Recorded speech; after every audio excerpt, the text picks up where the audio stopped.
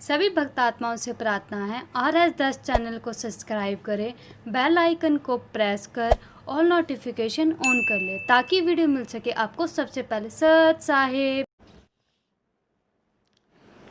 अब जब तक आप मालिक के चरणों में रहोगे तो यहाँ का सुख तो आपको मिलेगा मिलेगा। आपके भाग्य में ना होगा तो भी दाता आपको देगा। ये दयालु है, ये समर्थ है, इसके पास फुल पावर है। और फिर आपकी मृत्यु तो होगी, क्योंकि यहाँ तो कोई रह ही नहीं सकता। इस मिट्टी के खिलौनों में कितने दिन रह सकता है? हजार हजार वर्ष तक भी रह जीवित रह कर देख लिया ऋषियों ने अपनी अटकलों से, आखिर में फिर मृत्यु हुई। यहाँ तो मृत्यु होगी। वो दिन तो डेफिनेटली आओगा जिस दिन आपने यहाँ छोड़ना ही पड़ेगा, चाहे कितना काम रह रहा हो।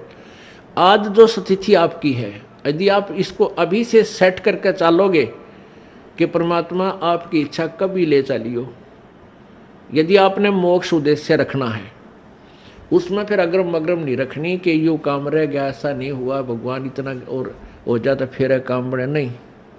चाहे कभी कहे परमात्मा, चालन की तैयारी करनी पड़ेगी आपने। तो आपने यहाँ से तो जाना ही पड़ेगा। यदि आप श्रद्धा नहीं हटाओगे, यहाँ से आस्था नहीं हटाओगे, तो भी मृत्यु होगी, तो यहीं आ जाओगे। इस ज्ञान को आधार बना के और परमात्मा को साक्षी रख के जब भी चालन की तैयारी आवे, किसी समय आ जा, सहर्ष चल पड़े कि कभी ना कभी तो पीछा यहाँ से छुटवाना ही पड़ेगा। मान लीजिए आप परमात्मा के मार्ग पर लगे हुए हो और आपके साथ कोई ऐसी घटना, वैसे तो मालिक घटना नहीं देता जल्दी सी, वो भी आपकी कोई त्रुटि होगी या परमात्मा की कोई और रजा होगी, उसमें वो आपके हित में ही होगी। जैसे जिसको हम अकाल मौत कहते हैं, तो यहाँ पहले तो अकाल मौत आपकी होगी नहीं, और होगी तो घनी आपके ऊपर मेहर होगी, कोई विशेष कृपा होगी, या आपका नाम टूट चुका हो। प्रथम तो अकाल मृत्यु होगी नहीं इस मालिक के चरणों माने के बाद। इसके हाथ में है मासा घटे ना चल बढ़े, विधना लिखे जो लेख, और सच्चा सतगुरु मेट कर ऊपर मार दे मेघ। ये वो परमात्मा है जिस लिखे हुए लेख को, प्रारब्ध को कोई भी चेंज नहीं कर सकता। ये परमेश्वर कबीर देव उसको चेंज कर सकता, उस भाग्य को बदल सकता है। तो ये तो उसके साथ होगा जो हृदय से, तन मन धन से कोई मर्यादा भंग नहीं करता है, प्रभु के चरणों में लगा हुआ है। और दूसरे जो परमात्मा के चरणों में लगे हुए हैं और परमात्मा की कुछ और रजा है कि कई कारण हो जाते हैं पुण्यात्माओं, तो उसको ऐसे अकाल मौत, वो स्वयं ही अकाल मौत मृत्यु करेगा उसकी, और तुरंत ही उसको दूसरा जीवन देकर पार करेगा। वो उसने अपनी आत्मा को देखना है। हम तो अपना स्वार्थ देखें। जैसे किसी की माँ मर जा, चाहे 70 साल की हो रही है, तो याद आवे है कि भाई अच्छी बालक खिलाओ थी, पोत्या ने राजी रखा थी, घर की रुखाड़ करे थी, ये बना मरे तो बढ़िया है। तो हम तो अपने स्वार्थ ने कर रहे हैं। जय उस माता जी का हो जा बीमारी, कोई रोग हो जा, 10 लाख जा, खाट पे लेट जाओ, तो हफ्ते अंदर हाथ जोड़ लेंगे सारे, है भगवान माँ की माटी उसंगवा ले, परमात्मा इसने उठा दे। तो कहने का भाव ये है कि यदि परमात्मा किसी भी समय पर अपने सच्चे भक्त लगा हुआ ठीक है और उसको ऐसी कोई घटना करता है, ऐसी कोई घटना होती है अकाल मृत्यु की, 2 कारण से होगी। या तो आपका नाम खंड हो चुका है, उसने आपको काल ले गया, या परमात्मा अपने हिसाब से वहाँ से तुरंत दूसरा जन्म देकर आपको पार करेगा।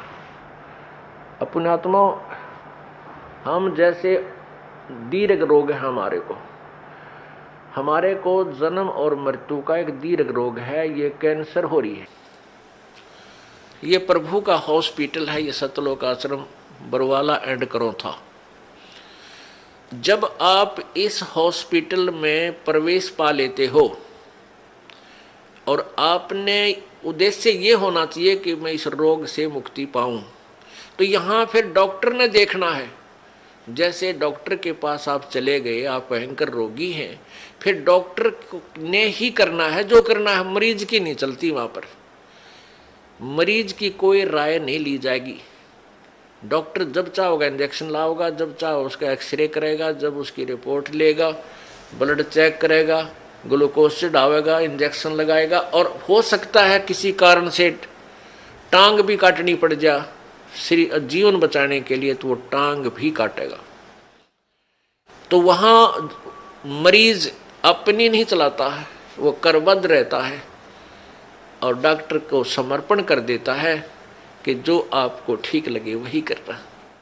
तो यहाँ आने के बाद आपने अपना अगर जन्म मरण का रोग कटवाना है तो परमात्मा डॉक्टर हैं, कबीर भगवान हमारे, इस दास को आपका कंपाउंडर छोड़ रखा है। तो आपको जैसा भी यहाँ हो रहा है उसमें कोई, देखो एक तो आपको गड़बड़ होगी, नाम खंड हो जानते हैं, आपका नाम टूट जाएगा, परमात्मा से आपका कनेक्शन खत्म हो गया। और दूसरा होगा मालिक करेगा, तो उसमें फिर अगरम मगरम नहीं होनी चाहिए, ऐसा क्यों हो गया, ऐसा नहीं होना चाहिए था। तो एक तो सावधानी आपने रखना कि आपका नाम खंड ना हो, मर्यादा भंग नहीं होनी चाहिए। पुण्यात्माओं, आप इस काल के जाल से अपरिचित हो, इस कारण से इस मार्ग को इतना सीरियसली नहीं लेते। आप केवल पहले आते हो सुख के उद्देश्य से कि मेरा ये हो जा, बेटा हो जा, बेटी हो जा, कार हो जा, कोठी हो जा, टोटा दूर हो जा, कर्जा उतर जा, छोटा मोटा को शारीरिक कष्ट है वो दूर हो जा। ये तो आपको फ्री ऑफ कॉस्ट होगा यदि आप सच्ची श्रद्धा से भक्ति करनी प्रारंभ कर दोगे। फिर कुछ दिनों के बाद आपको यहाँ इसलिए बुलाया जाता है, भाई हर महीने आना है, दूर देश के हैं वो, चल दूसरे महीने 1 महीना छोड़ कर आ जाएं, 2 महीने छोड़ कर आ जाएं। आपको इसलिए बुलाया जाता है कि ताकि आप इसको इतना सीरियसली नहीं लेते, क्योंकि आप इस मार्ग से परिचित नहीं हो। आपको यहाँ बुलाया इसलिए जाता है क्योंकि आपको वहाँ अपने घर से जब चलते हो तो 1 हफ्ता पहले आप परमात्मा के दरबार में पहुँचने के लिए चिंतित हो जाते हो। तो आपकी वो चिंतन भी मालिक के पुण्य में लग जाता है। कोई कार्य को आगे पीछे करते हो, किसी से छुट्टी लेते हो, घर वालों को मीठा बोलते हो कि मैंने जाना है, कहीं ये ना कर दे, और फिर आप वहाँ से यहाँ तक आते हो। नंबर 1 तो आपको धनी बनाना है, राम नाम का, भक्ति का धनी बनाना है। परमात्मा का विधान है, संत मिलन को चालिए तज माया अभिमाने, जो जो कदम आगे रखे ओहे यज्ञ समाने। क्या बताते हैं परमात्मा, अपना विधान आप ही बता रहे हैं कबीर जी कि संत मिलन को चालिए। जब सतगुरु के दर्शनार्थ आप चलते हो, अभिमान तज माया अभिमान, किसी प्रकार का भी आप में अभिमान नहीं होना चाहिए, ना धन का हो, ना पद और पोस्ट का हो, किसी प्रकार का नहीं हो।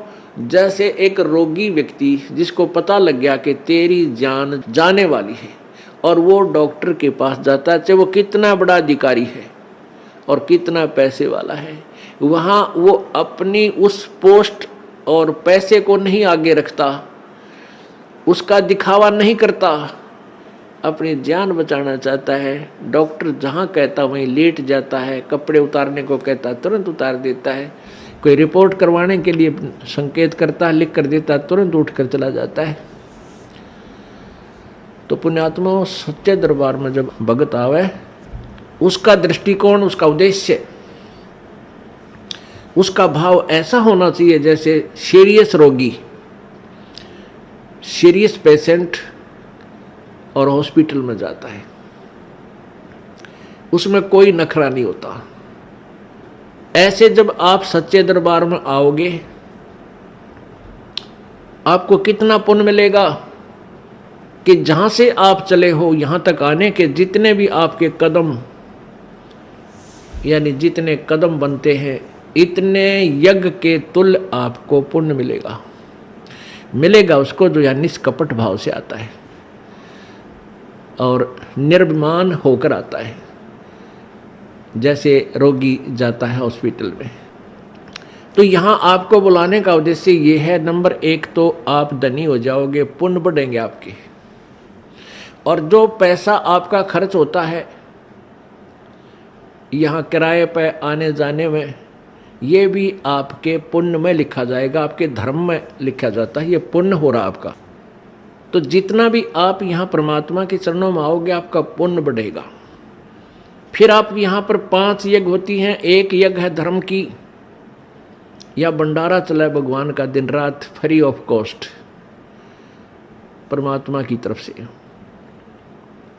यहाँ जो आप आते हो 10 रुपये, 50 रुपये, 100 रुपये जैसे भी दान पात्र में डालते हो, उसका फिर सामूहिक रूप से भंडारा होता है, कहीं आश्रम का विस्तार होता है, कोई पंखा आता है, कितने दरी बिछाण की मैट लेते हैं, लैट्रिन बाथरूम बनाए जाते हैं, कमरे बनाए जाते हैं, शेड लगाया जाता है। तो ये आपके पैसे इसका पुण्य हुआ, और यहाँ आने वाली दुखी आत्माओं को चैन हुआ। अब कितने कैसे संसार से निकल कर आते हो आप, ट्रेन में आते हो, जेब कतरे साथ बैठे रहे, मनमाने किरा के कर जा। घर से निकलते हो, कोई ठगी है, कोई चोर है, कोई किस तरह का है। व्यापार में भी इस तरह के ना जाने कितने निकम्मे आदमी, या व्यवसाय में अपने कार्य में कितने निकम्मे टाइप के आदमी आपके साथ खसने को तैयार रहते हैं। और ऊपर से फिर आपके ऊपर ये इतनी आपदाएं, कोई रोगी है, किसी को कोई भूत सता रहा है, किसी का पितर रुष्ट है, किसी का देवता रुष रहा है, और ना जाने कितने रोग कोड आपके लगे हुए हैं। और वो प्राणी यहाँ आता है, उसको आते ही गर्म पानी मिला है नहाने के लिए, गरम गरम चाय तैयार मिला है, अपना बैटरी सी चार्ज हो जाती है इसकी, और फिर बिछे बिछाए मैट मिले, रजाई मिले भगवान के बच्चों को। और फिर आपको यहाँ अमृत ज्ञान सुनाया जाता है रात्रि के समय, सर्दी का मौसम, ये दिसंबर और जनवरी का महीना, इसमें ओढ़ कर रजाई शाम के समय और बैठे मालिक का ज्ञान सुने, परमात्मा का प्रसाद छक के, और अपना कितनी आत्मा प्रसन्न होती है। आधा दुख तो यही बोल लेता प्राणी। तो यहाँ पर कौन आता है? यहाँ कोई खाना खाने नहीं आता, यहाँ को रात्रि को सोने के लिए नहीं आता, यहाँ तो परमात्मा के लिए वो प्यारी आत्मा आती हैं जो परमात्मा के अंश हैं, जो पिछले जन्मों से उनके चरणों में कहीं ना कहीं किसी ना किसी रूप में वो उनके साथ रहे हैं। अब वो पार हो नहीं पाया, भटक रहे हैं, उनको फिर परमात्मा अपने बच्चों को इकट्ठा कर रहा है किसी ना किसी माध्यम से, कोई टीवी से, चैनल से, या किसी पुस्तक से, या किसी मित्र से, रिश्तेदार से, भाई बहन से अपना संदेश भिजवा कर इनको फिर शरण में ले रहा है। तो ऐसी प्यारी आत्मा जो परमात्मा के बच्चे यहाँ आते हैं, और इनके लिए जो सेवा होती है, ये धर्म यज्ञ है।